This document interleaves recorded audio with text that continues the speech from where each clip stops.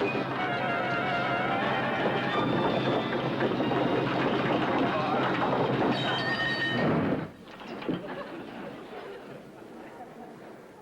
right, Max, come on, watch the gate. Whoa! Will you watch it? Hard. Oh, come on. Get your back behind it. Hi there, Mr. Monroe. I hope I'm not bothering you. Oh, no. You're not bothering us at all. You can understand I was worried. All right, Max. All ahead flank.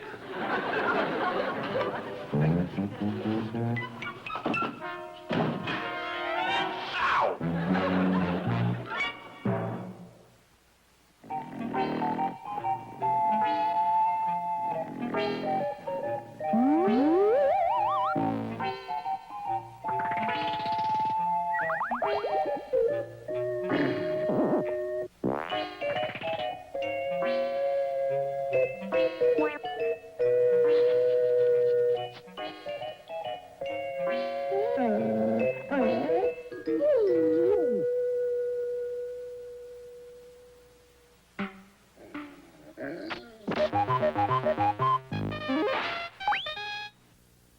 With the...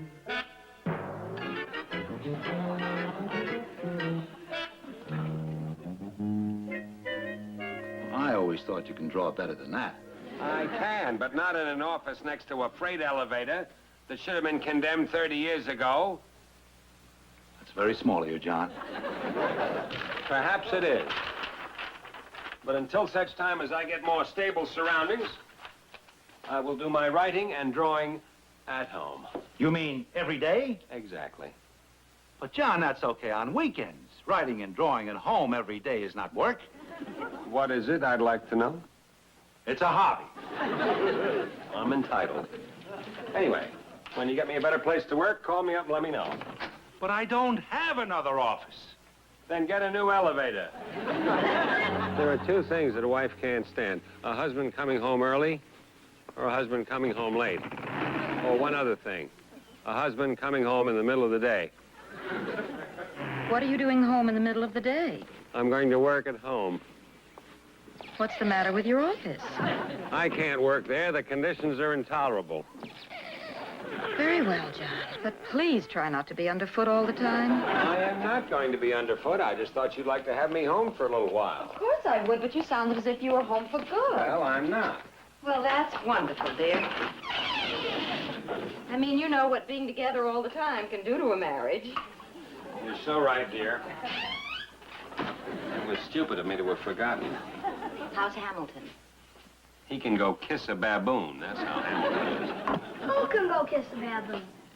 What are you doing home at this hour? Don't you feel well, darling? Do you have a fever? I'll bet she has the mumps. You are kidding. Well, she hasn't had them yet. Neither have I. John, this is no time to think of yourself. On the contrary. Swallow. I'm not sick. Good for you. Well, then, what happened, Lydia? What's wrong? I've left school and I'm not going back till they change my seat.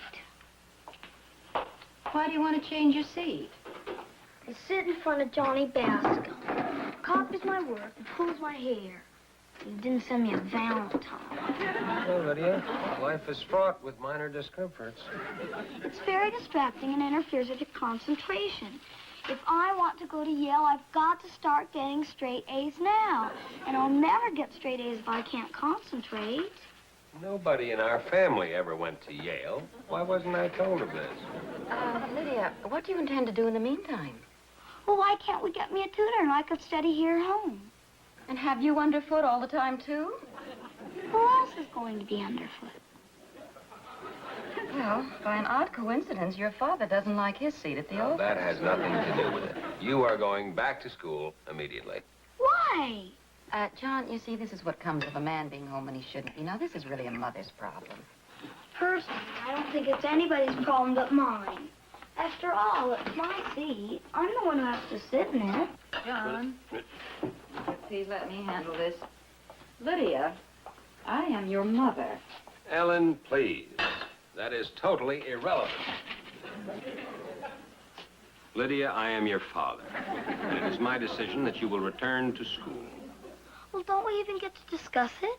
I thought this was a democracy. The United States of America is a democracy. This house is not. In this house, I am the ruler. Isn't that the same as a dictator? The difference is minute.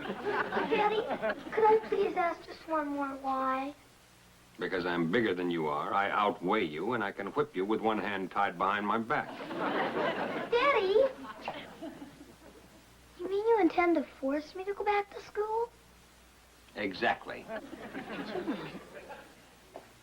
May I have a word with you in the living room? You notice how I'm asked to leave the room, not the child? John, veiled threats simply don't work with a sensitive child like Lydia. Couldn't you see how near tears she was? It was not a veiled threat.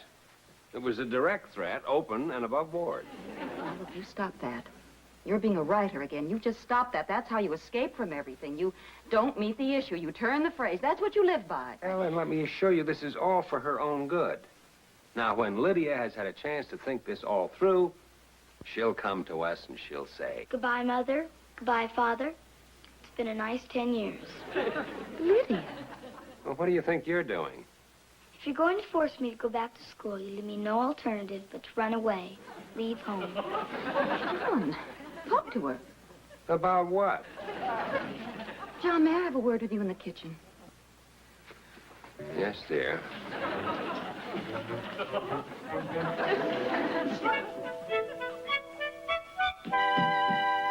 Come on now, John. What are we going to do about this?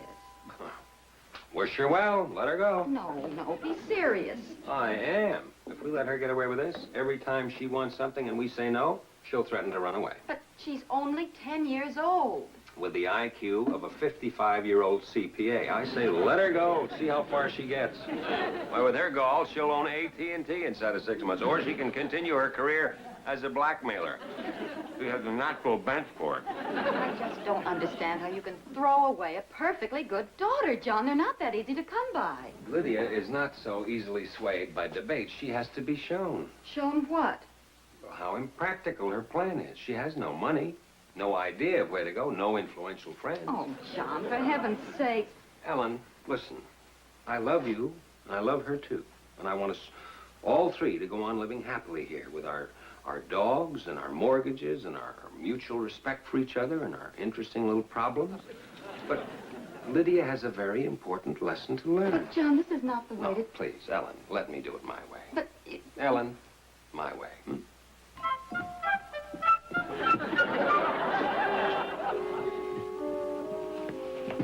Lydia, your mother and I have been reviewing the situation, and we find that your point of view is a reasonable one and not without foundation. Thank you.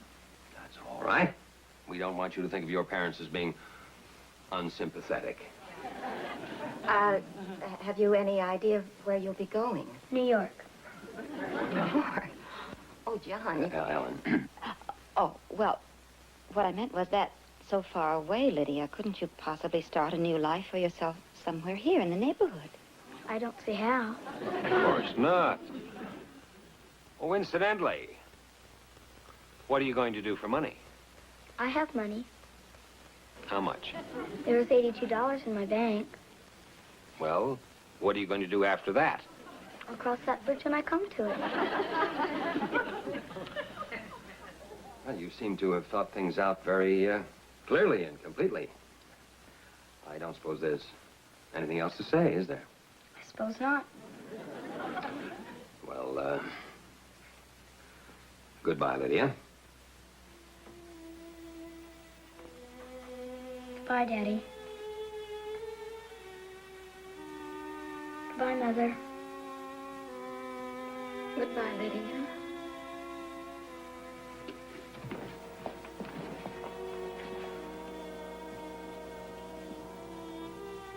You will write, if only a postcard.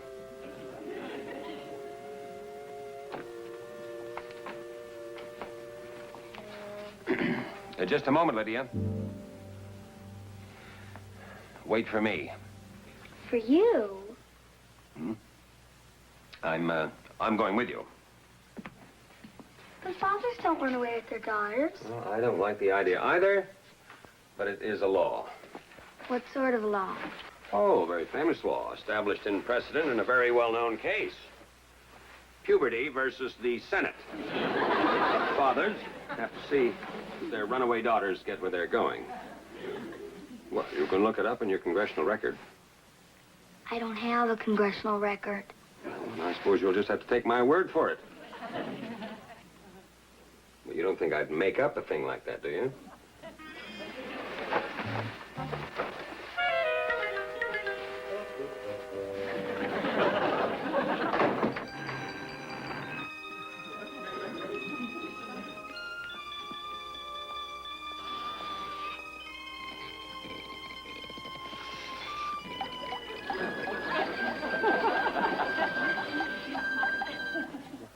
Once in...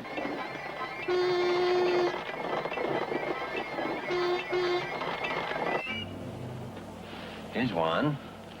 Overlooking the Hudson, sunken living room, doorman, $6.50 a month.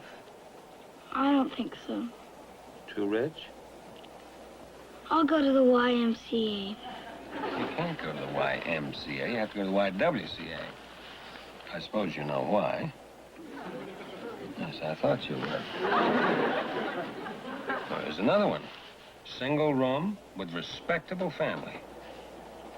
Nah, you wouldn't want that. That's what you're trying to get away from.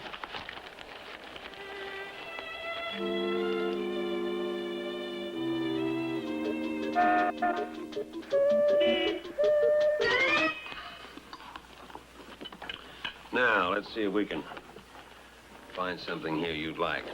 Oh, be sure and look on the right-hand side. That's where the prices are. And you can tell if you can afford it. Are we going Dutch? Well, if you're going to live alone, you'd better get used to that, hadn't you? Hmm?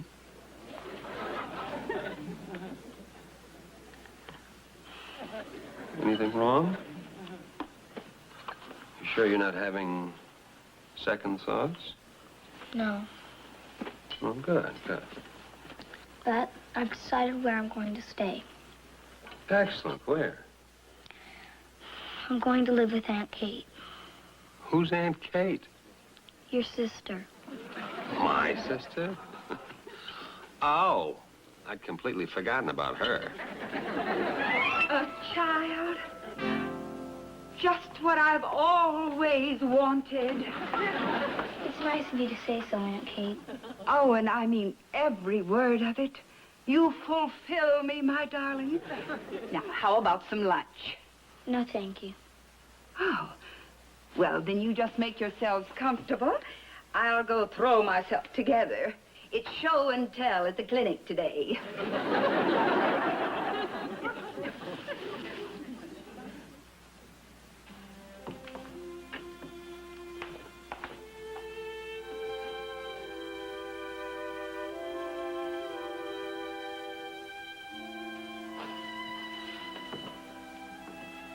Well, Lydia, I guess this is it. Hail and farewell. Bye, Daddy. I'll keep in touch. I mean, once in a while. If you wish, Lydia.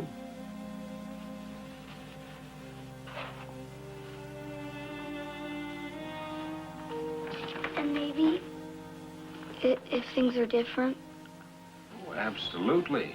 If you find that you want to come back, well, it is a woman's privilege to change her mind.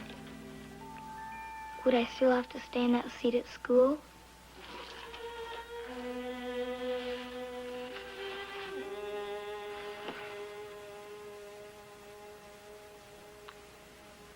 Goodbye, Daddy. Tell Mother this is nothing personal. I expect someday they'll say that about World War II.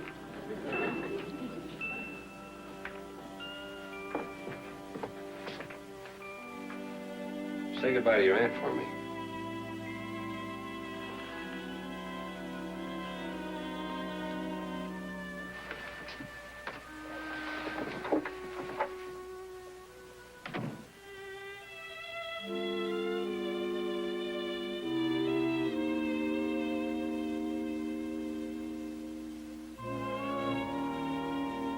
New York? John, for heaven's sake, you left that child alone in New York? She's not alone. Are She's with... you out of your mind? She's with my sister. You are out of your mind. Now, Ellen, she's perfectly all right. This will give her some time to think things out clearly, which she's very capable of doing. And in a few days, she will come home having learned a very valuable lesson. Now, try not to get uptight about it, Uptight? See if you can't look at the thing objectively. Otherwise, you'll go all to pieces. Objectively? Yes. You see?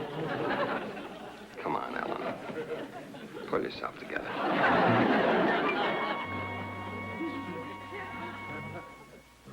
I stayed up here last night. Ellen cried herself to sleep. Break your heart to hear her. Well, I mean, I'm every bit as concerned as she is about Lydia's welfare, but what she doesn't understand is that it takes courage to raise a kid these days. I mean, you have to take chances or they'll go bad on you.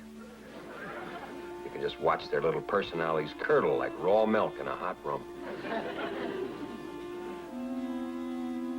Anyway, nothing could happen to her, even without Kate. I'll bet that kid could make it on her own. Matches? Matches? Won't you please buy my matches? Won't you please buy from a deserted and freezing child? Matches? Matches?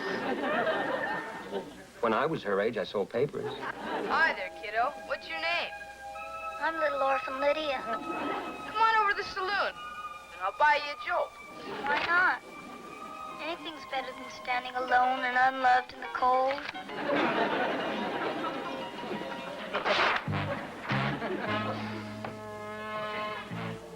What Ellen doesn't understand is that you raise a child with a certain set of values, and from then on, they're on their own. Now, I know a lot of possessive fathers with an archaic point of view, but I'm a man of some sophistication and experience. Well, I'm not about to panic, because... Hi, Daddy. I've come home. Lydia, you tell me who it was, and I'll kill him. What did she say? Well, when did she go? Well, I don't know, darling. She never said a word. She just took off. Well, where did she go? You know how little girls are. Oh, she's probably just walking the streets. I'd rather she remained a blackmailer.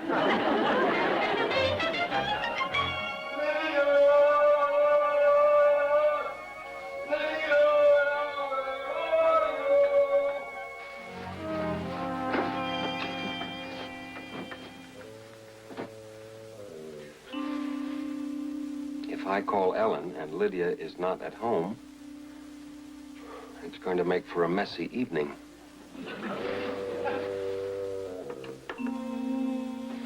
Maybe I better have another look around.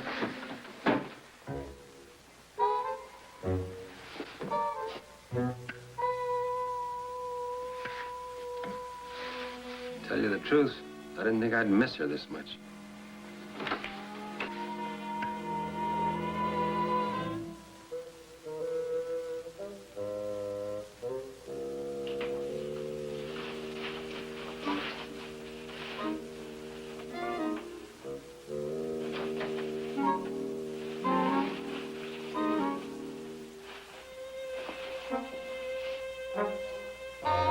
Hello. Hello.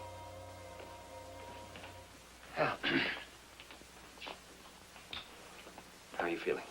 Much better. How about you, John? Fine, that's fine. Oh, by the way, is Lydia home? Yes, she's upstairs. You're kidding. John, she came home hours ago. I thought you knew. No, how was I to know? A couple of hours ago?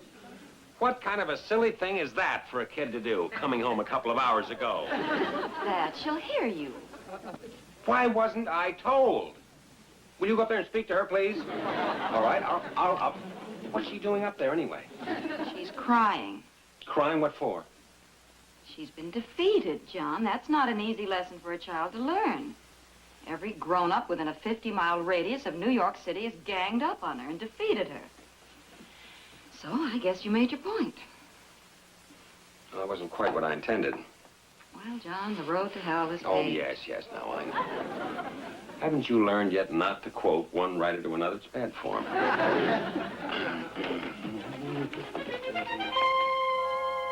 It's not that I didn't like it, Aunt Kate's. But you could go anywhere. Do anything. Nobody cared.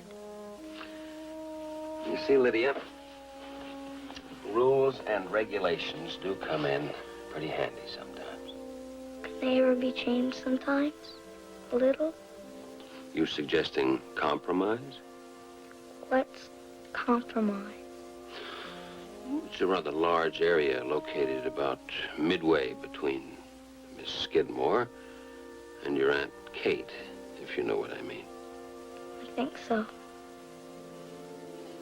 All right. To sleep, my girl. Yes, sir.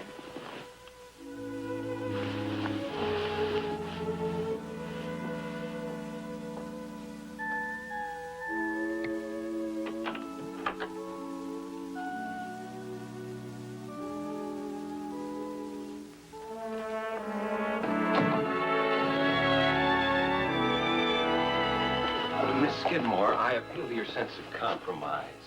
Now, unless my daughter is removed from the disturbing influence of Johnny Bascom, well, then I'm afraid that Yale 77 is a meaningless phrase, a hollow promise, an empty sweater. I will not be coerced, Mr. Monroe. Oh, certainly not. Nor will I allow the discipline of my class to be undermined. Of course not, Miss Skidmore, but... No, Mr. Monroe. Lydia stays where she is. Good day, Mr. Monroe. Yes, ma'am.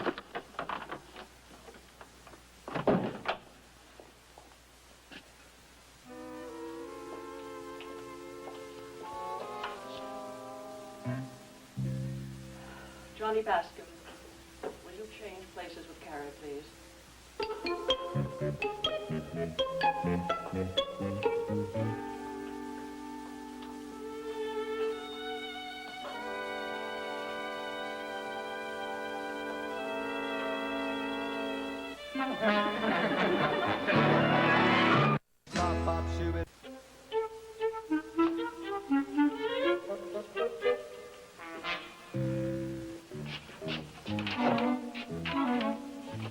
This elevator is not to be used between the hours of 10 and 4. That is an order, Hamilton. Really? He compromised. Hamilton compromised. Apparently, there's a God for cartoonists and writers. And heaven knows we've needed one. You have my thanks.